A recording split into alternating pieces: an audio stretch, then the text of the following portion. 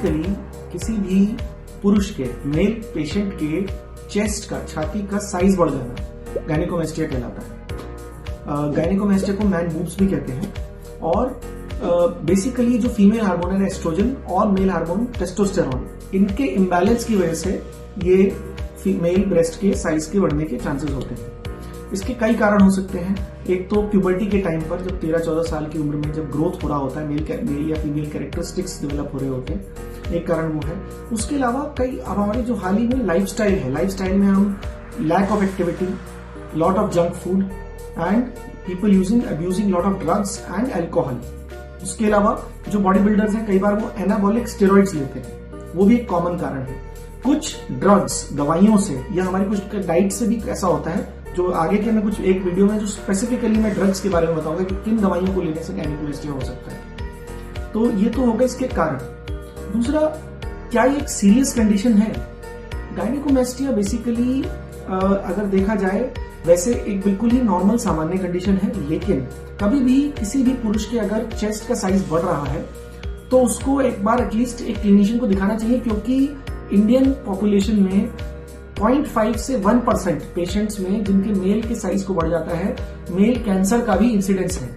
तो गायनेकोमेस्टिया क्या, अगर हम उसको बोलेंगे सीरियस तो नहीं है, लेकिन 1% से कम लोगों में कैंसर भी हो सकता है। तो एटलीस्ट एक क्लिनिकल ओपिनियन लेने में कोई नुकसान नहीं है, क्योंकि अगर ये सॉफ्ट फैटी गांठ है तो मोस्टली गायनेकोमेस्टिया होगा। लेकिन अगर ये फर्म टू हार्ड है, अगर ये स्वेलिंग, तो डेफिनेटली एक ओपिनियन एक सर्जन से लेना चाहिए कि क्या ये कैंसर तो नहीं है। दूसरी एक चीज जो हम आजकल बहुत सुन रहे हैं कि गायनेकोमेस्टिया और pseudo gynaecomastia. Basically gynaecomastia is actual enlargement of gland. जो ग्रंथि होती है स्तन की मेल में, वो अगर बढ़ जाए उसको ट्रू गायनेकोमेस्टिया कहते हैं, जबकि pseudo gynaecomastia is excessive deposition of fat, यानी चेस्ट के नीचे के एरिया में बहुत ज्यादा चर्बी का एकत्रित हो जाना सूडो गायनेकोमेस्टिया कहलाता है। आजकल जो हम मैक्सिमम लोगों को देखते हैं उनमें ज्यादातर सूडो गायनेकोमेस्टिया पाया जाता है, लेकिन ये जब हम उनको देखते हैं उसके बाद हम आगे इन्वेस्टिगेट करते हैं, क्लिनिकली देखते हैं, कई बार अल्ट्रासाउंड करा के देखते हैं, तो हमको पता चलता है कि एक्चुअली में वो गायनेकोमेस्टिया है या सूडो गायनेकोमेस्टिया।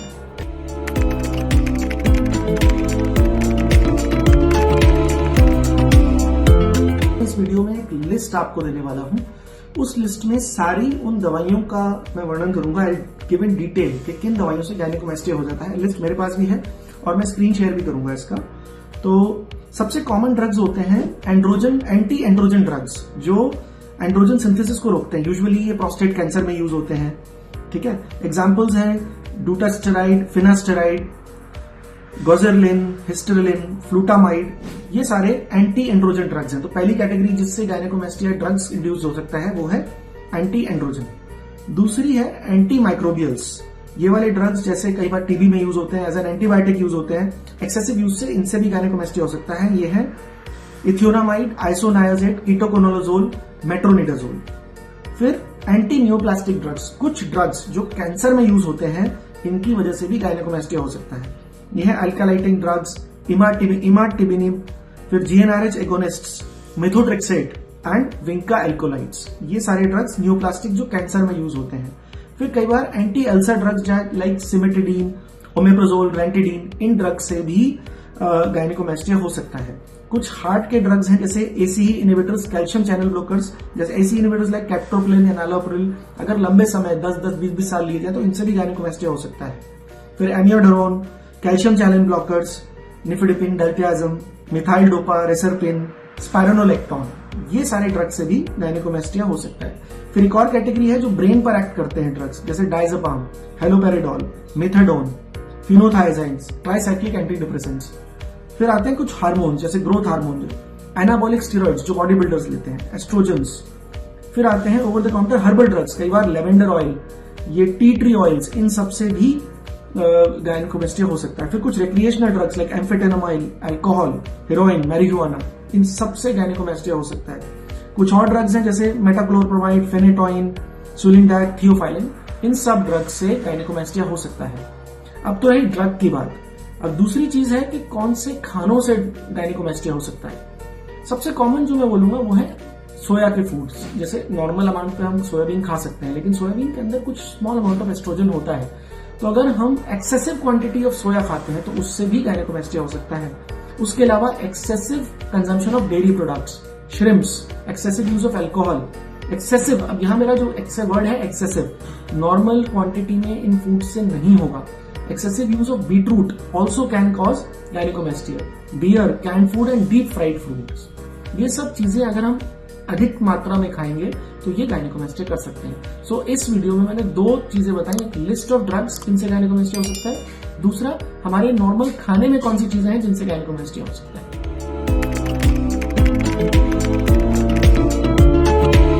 आपको कैसे पता चलेगा कि आपको गायनेकोमेस्टिया है? सबसे पहले तो जो कॉमनेस्ट लोग आते हैं वो तो आते हैं कि भाई मेरा चेस्ट का साइज बढ़ गया है और ब्रेस्ट की तरह दिख रहे हैं, वो तो है ही। लेकिन उसके अलावा कई बार कई पेशेंट्स हमारे पास आते हैं, जैसे उनको कोई गांठ हो गई है, कोई स्वेलिंग हो गई है चेस्ट में, उसको वो बोलते हैं कि भाई मेरे को लंप के साथ आ गया हूँ। कई बार पेशेंट आते हैं कि पेन के साथ, कुछ लोग आते हैं रेयरली निपल डिस्चार्ज के साथ। तो अगर इनमें से कोई भी सिम्टम अगर आपको है तो आपको एटलीस्ट ये दिमाग में लाना चाहिए कि मेरे को गायनेकोमेस्टिया है। कई बार कुछ दवाई आप लंबे टाइम से ले रहे हो और ऐसे सिम्टम आने शुरू हो गए तो आपको ये चीज़ें कोरिलेट करनी चाहिए। तो दीज आर द सिम्टम्स कि भाई क्या है। एक तो नंबर 1 साइज ऑफ ब्रेस्ट बढ़ना, उसके बाद गांठ के जैसा फील होना, डिस्चार्ज आना या पेन होना, ये चारों चीज़ें ओमिनस हैं। दीज आर साइंस के ये सिम्टम्स जिसकी वजह से हमें ये हो कि गायनेकोमेस्टिया है। एक बार हमको ये आइडिया भी होना चाहिए कि गायनेकोमेस्टिया तो उसका ग्रेड क्या है। तो बेसिकली एक 1973 में साइमन ने एक क्लासिफिकेशन दी थी जिसमें उसने grade 1, grade 2A, grade 2B और ग्रेड 3 दिया था। ग्रेड 1 जो था वो small enlargement of the breast उसने बोला था without any skin excess. Grade 2 में moderate enlargement without any skin excess. Grade 3 में there was moderate enlargement with minor skin excess था। और ग्रेड 4 में marked enlargement with excess of skin था, mimicking a female breast. तो ये Simon की classification थी। फिर उसके बाद रोरिच की क्लासिफिकेशन आई जिसने इसको 1, 2, 3, 4 कैटेगरीज में क्लासिफाई कर दिया गायनेकोमेस्टिया में। और जो ग्रेड 1 है वो है minimal hypertrophy less than 250 grams without any ptosis. अब टोसिस हम किसको बोलते हैं? टोसिस ब्रेस्ट को लटकने को बोलते हैं। ग्रेड 2 है मॉडरेट, जिसमें 250 to 500 grams of tissue is there and without any ptosis. Grade 3 है severe hypotrophy which is more than 500 grams with grade 1 ptosis, and grade 4 of Roerich classification is severe hypertrophy with grade 2 and grade 3 ptosis। तो हम इस तरह classify कर सकते हैं खुद भी आइडिया लगा के कि मेरे को ग्रेड 1, ग्रेड 2 या ग्रेड 3 या ग्रेड 4 गायनेकोमेस्टिया है। तो पहली चीज कि एक्चुअली में मेरे को गायनेकोमेस्टिया है कि नहीं, दूसरा मेरे को कौन सा ग्रेड है, ये दोनों चीजें हम इस वीडियो को देखकर हम ये समझ सकते हैं। तीसरी चीज जो मैंने अपने पहले वीडियो में बोली थी कि गायनेकोमेस्टिया और सूडो गायनेकोमेस्टिया के बीच में हमें फर्क पता होना चाहिए। मेनली सूडो गायनेकोमेस्टिया में फैट होता है और ट्रू गायनेकोमेस्टिया में एक्चुअल ग्लैंड का हाइपरट्रोफी होता है।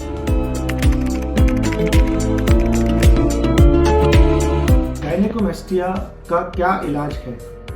सबसे पहले तो हमें ये कंफर्म करना होगा कि गायनेकोमेस्टिया किस टाइप का है, क्या वो एक्चुअल ट्रू गायनेकोमेस्टिया है, सूडो गायनेकोमेस्टिया है। वो हम क्लिनिकल एग्जामिनेशन से और कई बार लोकल चेस्ट के अल्ट्रासाउंड से हम पता कर लेते हैं। रेयरली हमें कई बार हार्मोनल स्टडीज करानी पड़ती है। ये सब करने के बाद जब हम एक बार कंफर्म कर लेते हैं कि हमारा गायनेकोमेस्टिया का क्या कारण है, तो उसको ठीक करने के कई तरीके हैं।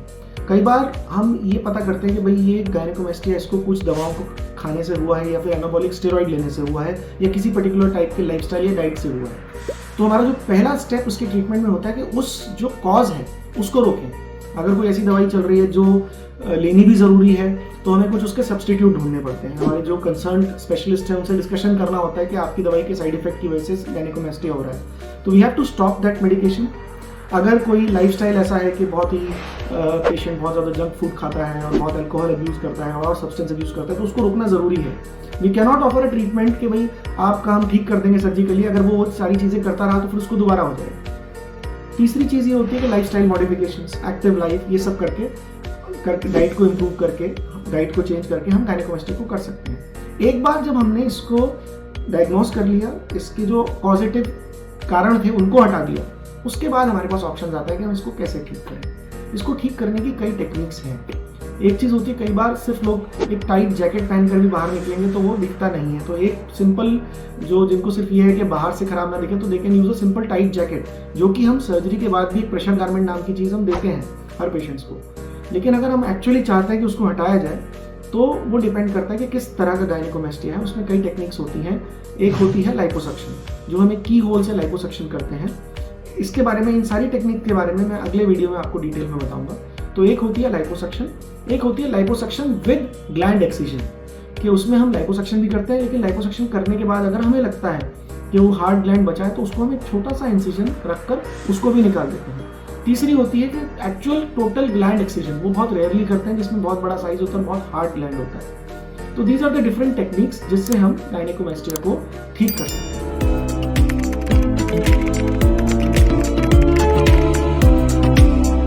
गायनेकोमेस्टिया सर्जरी में हम करते क्या है बेसिकली? देखिए, डिपेंड करता है कि ग्लैंड कितना बड़ा है, और अगर ग्लैंड छोटा होता है तो कई बार हम उस सर्जरी को लोकल एनेस्थीसिया में कर सकते हैं, लेकिन कई बार ग्रेड 2 और उससे ज़्यादा के गायनेकोमेस्टिया के केसेस में हम जनरल एनेस्थीसिया में करते हैं। जनरल एनेस्थीसिया मतलब पेशेंट को अच्छे से सुलाकर उसको कुछ पता नहीं चलता है। तो अगर हम लोकल में कर रहे हैं और छोटा ग्लैंड है और हमें सिर्फ लाइपोसक्शन करना है, तो basically what we do is हम ओटी में ले जाकर उस हिस्से को कुछ इंजेक्शंस लगाकर सुन्न कर देते हैं। एक बार सुन्न करने के बाद फिर हम एक इन्फिल्ट्रेशन फ्लूइड डालते हैं। उसके अंदर कुछ ऐसी चीज़ें होती हैं, वैसे कंस्ट्रिक्टर होता है और एक कुछ फ्लूइड ऐसा होता है जो थोड़ी देर के अंदर वो सारे चेस्ट के एरिया में फैलकर उस एरिया को एक तो सुन्न कर देता है, दूसरा उसके फैट को घुलना शुरू कर देता है। उसके बाद हम जो निपल एरियोला होता है उसके नीचे बहुत छोटा सा, करीब 3 या 4 मिलीमीटर का एक छोटा सा कट मार के हमारे बड़े फाइन कैन्युलास से चारों तरफ उसका मूवमेंट करके, टू एंड फ्रो मूवमेंट करके, जिस प्रोसेस को लाइपोसक्शन कहते हैं, हम उस ग्लैंड को निकालते हैं। अगर बहुत बड़ा एरिया है तो हम यही सारी चीज़ें जनरल एनेस्थीसिया में करते हैं। इससे क्या होता है, जब हम उसको सक कर रहे होते हैं तो फैट बाहर निकल आता है, तो हम ऑपरेशन के बाद वो फैट एक्चुअल में पेशेंट को दिखा सकते हैं। कई बार 500 ml से लेकर 1 लीटर तक, 1.5 लीटर तक, 2 लीटर तक फैट निकलता है। तो इसमें एंड पॉइंट ये होता है कि जब हम ऑपरेशन कर रहे होते हैं, अगर पेशेंट बेहोश भी है तो हम उसको एक बार बिठाकर देखते हैं। वो टेबल में हमारे पास ऐसे कॉन्ट्रैक्शंस होते हैं जिससे पेशेंट हिलता नहीं है, और हम बिठाकर देखते हैं कि चेस्ट कैसी लग रही है। अगर हम उससे सेटिस्फाइड होते हैं कि एकदम स्मूथ लुक आ गया है, तो हम सर्जरी को वहीं रोक देते हैं। लेकिन if we are not satisfied, क्योंकि कई बार जो चेस्ट होती है, मेल ब्रेस्ट होती है, उसमें ग्लैंड भी होता है और लाइपोसक्शन से कई बार ग्लैंड पूरी तरह बाहर नहीं आता है, तो उन केसेस में हम फिर पेशेंट को वापस लिटाकर उधर एक जो जहां हमने छोटा सा कट मारा था उसको और थोड़ा सा बढ़ाकर करीब 1.5 सेंटीमीटर का उसी एरिया में कर्वीलिनियर इंसिजन रखते हैं, और हम एंडोस्कोपिक इंस्ट्रूमेंट्स की हेल्प से उस ग्लैंड को भी निकाल देते हैं। उसको हम सीजर्स और एंडोस्कोपिक इंस्ट्रूमेंट से उस ग्लैंड को भी निकाल देते हैं, और फिर एक बार निकालने के बाद हम पेशेंट को फिर बैठाते हैं। फिर हम बैठाकर देखते हैं कि अब चेस्ट स्मूथ लग रही है। उसके बाद हम उसको टच करके भी देखते हैं कि जो टेक्सचर है उसका चेस्ट का वो भी स्मूथ है। जब हम कटिंग करते हैं तो उस वक्त हम एक ड्रेन अंदर छोड़ देते हैं जो एक गंदे खून या थोड़े ब्लड कलेक्शन को रोकता है, और ये ड्रेन दूसरे या तीसरे दिन निकल जाता है। और उसके बाद हम ये जो छोटा सा हमने कट किया था इसको हम 2 लेयर में फाइनली सूचर कर देते हैं। इसके बाद हम पेशेंट को अच्छी सी ड्रेसिंग करके उसके बाद पेशेंट को उठा लिया जाता है, और पेशेंट को 99% हम लोग सेम डे ही डिस्चार्ज कर देते हैं।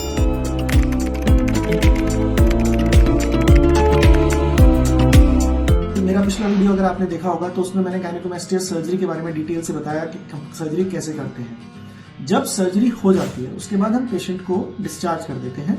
उसको कुछ इंस्ट्रक्शंस दी जाती हैं। 5 दिन के लिए हम यूजुअली एंटीबायोटिक्स देते हैं, कोई भी सिंपल एंटीबायोटिक्स जैसे कि सेप्टम या कुछ। 2 दिन के लिए हम कोई पेन किलर देते हैं, एंटासिड देते हैं। उसके साथ पेशेंट को ये हिदायत दी जाती है कि आपको स्पंजिंग करनी है जब तक आपके यहाँ पर ड्रेसिंग्स होती हैं चेस्ट में, तो कुछ दिनों तक स्पंजिंग करनी पड़ेगी, गीला नहीं करना है, और बहुत ही विग्रस एक्सरसाइज नहीं करनी है। पेशेंट घर में चल फिर सकता है, वॉशरूम जा सकता है, बाकी अपनी दिनचर्या के सारे काम कर सकता है। तो इसके साथ हम उसको भेज देते हैं। यदि हमने पेशेंट का खोल कर किया है, जिसमें हमने सर्जरी का एक्सिशन भी किया है ग्लैंड का, उसमें हम एक पाइप रखते हैं, तो उसको पाइप कैसे खाली करना है वो भी सिखा देते हैं, और तीसरे दिन हम उसको बुलाकर उस पाइप को निकाल देते हैं अगर उसमें कोई कलेक्शन नहीं होता है। साथ ही साथ हम पेशेंट को एक टाइट बैंडेज लगाकर रखते हैं, और जब पेशेंट डिस्चार्ज हो रहा होता है उससे पहले हम एक मेजरमेंट ले लेते हैं प्रेशर गारमेंट का। बेसिकली क्या होता है, जब हमने किसी भी गायनेकोमेस्टिया सर्जरी को किया है और एक्सेसिव फैट को निकाला है तो उसके बाद स्किन लूज हो जाती है।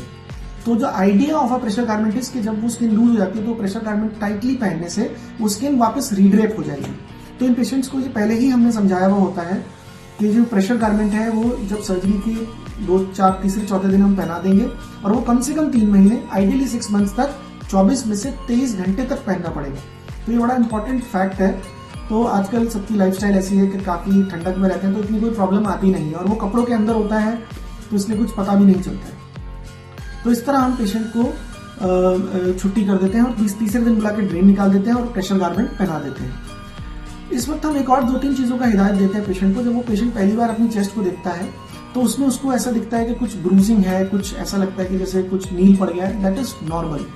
दूसरा, कई बार थोड़ी फ्लफीनेस होती है, निप्पल के आसपास थोड़ी बहुत सेंसेशन जाती है, वो भी टाइम के साथ रिकवर कर जाती है। जो इंपॉर्टेंट चीज़ है वो हम पेशेंट को ध्यान रखने के लिए बोलते हैं कि कहीं एकदम से सूजन ना आ जाए, जो कि हमें जो ऑपरेशन के 4 से 6 घंटे में भी पता चल जाता है कि कोई हीमेटोमा है कि नहीं। उसके अलावा और कोई खास ध्यान नहीं रखना पड़ता। दूसरी चीज़, ट्रैवल के लिए कई बार हमारे पेशेंट्स पूछते हैं कि हम ट्रैवल कर सकते हैं। हमारे कई पेशेंट्स बाहर से आते हैं तो वो लोग फ्लाइट से जा भी सकते हैं। हमारे कुछ टाइप्स हैं और जगहों पर जिससे वो वहाँ उस सिटी में जाकर वो लोग अपने ड्रेन्स और स्टिचेस वहाँ भी निकलवा लेते हैं। जो हम टाँके लगाते हैं यूजुअली हम घुलने वाले लगाते हैं, जो 7 से 10 दिन में अपने आप उसको पुल करना होता है, या अगर ना भी पुल करें कुछ टाइम बाद वो अपने आप झड़ जाते हैं। दूसरा जो चीज़ हम बोलते हैं हमारे पेशेंट को कि एक्सरसाइज बहुत विग्रस नहीं करनी होती। हफ्ते के बाद सर्जरी के आप नॉर्मल वॉक कर सकते हैं। 2 हफ्ते के बाद आप थोड़ी बहुत माइल्ड रनिंग भी कर सकते हैं। 1 महीने के बाद प्रॉपर जॉगिंग कर सकते हैं, और 1.5 से 2 महीने के बाद वेट ट्रेनिंग स्टार्ट करें। एक ही रिस्ट्रिक्शन होती है कि आप वेट ट्रेनिंग ना करें, क्योंकि उसमें हमें डर रहता है कि फ्लूइड इकट्ठा ना हो जाए, जिसको हम सीरोमा बोलते हैं। तो the only restriction in this patients is heavy weight training. उसके अलावा रनिंग वगैरह 2 हफ्ते के बाद ये लोग कर सकते हैं।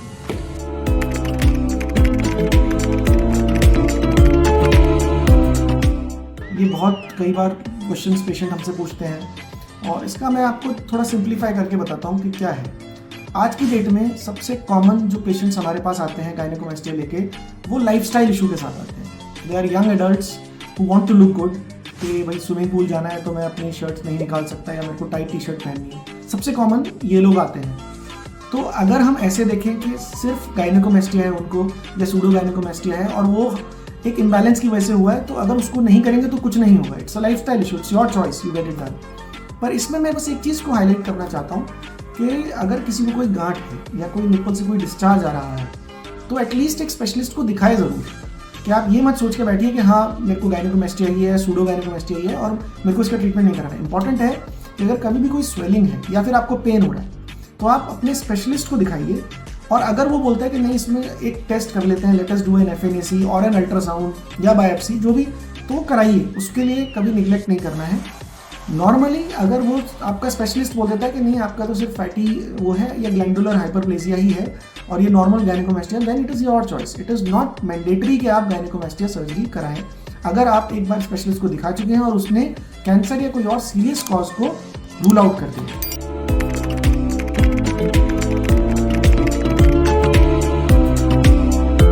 ये बहुत वेरी करता है। अगर जैसे मैं I work in a corporate big hospital which is a trust hospital, sir Gangaram hospital. वहाँ पर बहुत सारी चीज़ें हैं, जैसे ये डिपेंड करता है कि आप कैसे करेंगे। अगर लोकल एनेस्थीसिया में करेंगे या फिर जनरल एनेस्थीसिया में करेंगे, पहली चीज़। दूसरा, आप एक किसी छोटी क्लिनिक में करते हैं या फिर आप एक इंस्टीट्यूट में करते हैं। छोटी क्लिनिक में दिल्ली हॉस्पिटल में IM अवेयर गायनेकोमास्टिया 40 to 50,000 में हो जाता है। बट जहाँ द प्लेस आई डू, वहाँ पर अगर हम लोकल एनेस्थीसिया में करते हैं तो उसकी कॉस्ट रफली 60 to 70,000 होती है, और बेहोश करके करते हैं तो it's more than 1 lakh rupees. वो डिपेंड करता है कि कितना बड़ा ग्लैंड है और कितना काम हमको करना है। But what I believe in is के एक तो doing in an institute advantages, it is a comfort for the patient as well as the surgeon, and there is a lot of safety involve in it. दूसरा कि we are main aim, this is an elective surgery, हमारा main aim है to give a good result.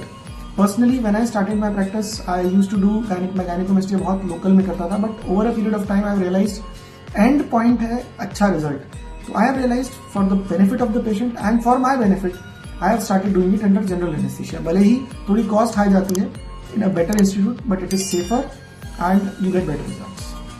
Thank you.